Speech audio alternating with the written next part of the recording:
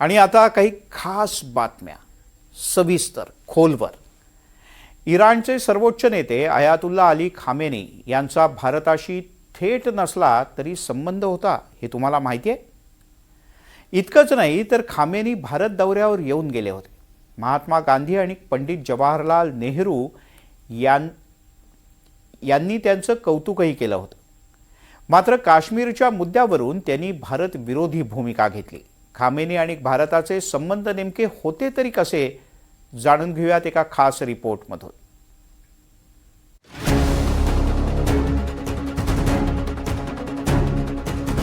इराणचे सर्वोच्च नेते अयातुल्ला अली खामेनी यांचा अमेरिका आणि इस्रायलच्या हल्ल्यात मृत्यू झालाय। फक्त खामेनीच नाही तर इराणमधील 48 मोठ्या नेत्यांचा खात्मा केल्याचा दावा अमेरिकेचे राष्ट्राध्यक्ष डोनाल्ड ट्रम्प यांनी केलाय। खामेनी यांच्या मृत्यूनंतर इराण आणि इराकमध्ये त्यांच्या समर्थकांनी अमेरिका आणि इस्रायलचा तीव्र निषेध व्यक्त केलाय। इराणमध्ये एक वेळ ठीक, पण भारतातही जम्मू काश्मीर आणि अन्य काही शहरांमध्ये खामेनी यांचा फोटो हातात घेऊन नागरिक रस्त्यावर उतरल्याचं दिसतंय। अशा वेळी खामेनी आणि भारताचा संबंध काय असा प्रश्न आपल्याला पडतो। वाद किंवा विरोधाचा भाग वेगळा, पण आपल्याला अयातुल्ला अली खामेनी कोण होते आणि त्यांचा भारताशी संबंध काय हे जाणून घ्यावं लागेल। 1980-1981 मध्ये इस्लामिक रिपब्लिक ऑफ इराणच्या सुरुवातीच्या काळात अयातुल्ला अली खामेनी हे उभरते धर्मगुरू होते आणि त्याच काळात ते भारत भेटीवर आले होते। भारत दौऱ्यावर असताना खामेनींचा पहिला थांबा होता बंगळुरू। त्यानंतर ते पोहोचले अलीपूर। बंगळुरूपासून सुमारे 75 किलोमीटर अंतरावर असलेल्या शिया मुस्लिम बहुल गावात। अलीपूरचा इराणशी दीर्घ धार्मिक आणि शैक्षणिक संबंध राहिलाय। खामेनी यांच्या अधिकृत वेबसाईटवर 1981 मधील बंगळुरू आणि अलीपूरमधील त्यांच्या स्वागताच्या छायाचित्रांचाही उल्लेख आढळतो। स्थानिकांच्या मते त्यांनी इराण सरकारच्या मदतीनं उभारलेल्या रुग्णालयाचं उद्घाटनही अलीपूरमध्ये केलं होतं। कर्नाटकनंतर खामेनी पोहोचले काश्मीरला। त्या काळात काश्मीर खोऱ्यात सांप्रदायिक तणाव वाढलेला होता। श्रीनगरमध्ये त्यांनी एका सुन्नी मशिदीत जुम्म्याची नमाजही अदा केली आणि साधारण 15 मिनिटांचं भाषणही दिलं।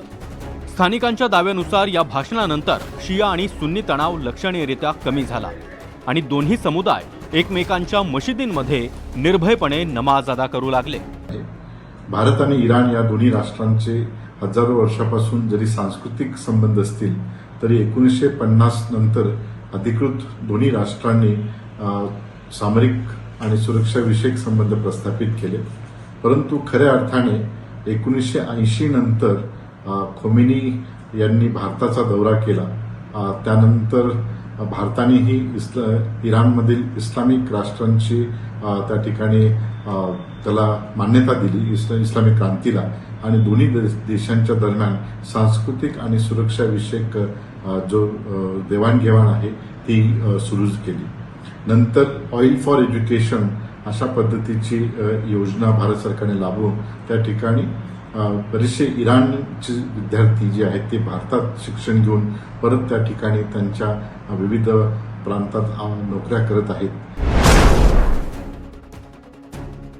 पुढे 3 दशकांनंतर म्हणजे ऑगस्ट 2012 मध्ये भारताचे तत्कालीन पंतप्रधान मनमोहन सिंग तेहरान दौऱ्यावर गेले होते।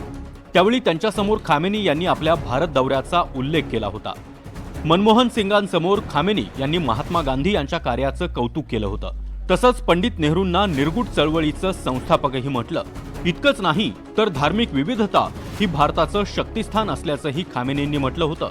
1989 मध्ये इराणचे सर्वोच्च नेते झाल्यानंतर खामेनींचा भारत दौरा झाला नाही, पण भारतीय नेतृत्वाशी त्यांच्या भेटी तेहरान किंवा आंतरराष्ट्रीय परिषदांमध्ये झाल्या। आपल्या भाषणांमध्ये त्यांनी मौलाना अबुल कलाम आझाद आणि मोहम्मद इक्बाल यांसारख्या स्वातंत्र्यपूर्व काळातील भारतीय नेत्यांचा उल्लेख केलेला आढळतो। असं असलं तरी गेल्या काही वर्षात खामेनी यांनी काश्मीरबाबत केलेल्या वक्तव्यांनी भारत आणि इराण संबंध ताणले गेले होते। खामेनी यांनी काश्मीरमधील मुस्लिमांच्या स्थितीबद्दल चिंता व्यक्त करत काश्मीरची तुलना गाझा, येमेन आणि बहरीनशी केली होती।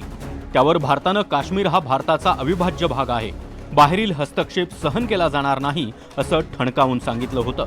खोमेनीच्या मृत्यूनंतर विशेषतः शियाबहुल राष्ट्रांमध्ये आणि भारतामध्ये सुद्धा हैदराबाद असेल, जम्मू काश्मीर असेल, उत्तर प्रदेशमध्ये लखनौ शहर असेल, या ठिकाणी शिया बहुल मुस्लिम धर्मियांची जिथे वस्ती आहे तिथे अमेरिकेविरुद्ध आणि विशेषतः इराणचे सर्वोच्च नेते खोमेनी यांच्या मृत्यूप्रित्यात एक मोठे जन आंदोलन सुरू झालेले आहे आणि या आंदोलनाची प्रतिक्रिया आज कालांतरे अजून वेगळ्या पद्धतीने होईल.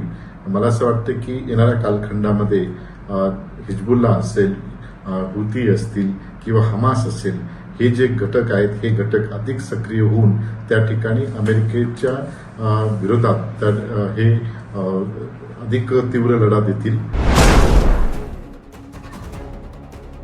इराण हा शिया मुस्लिम बहुल देश आहे, त्यामुळे भारतातील शिया समाजासोबत त्यांचे आध्यात्मिक संबंध राहिले आहेत. इराणमध्ये 8 ते 8.5 कोटी शिया मुस्लिम राहतात. देशाच्या एकूण लोकसंख्येपैकी ही संख्या 90% इतकी आहे. इराणनंतर शिया मुस्लिमांची संख्या भारतात आहे. भारतात जवळपास 3 ते 5 कोटी शिया मुस्लिम आहेत.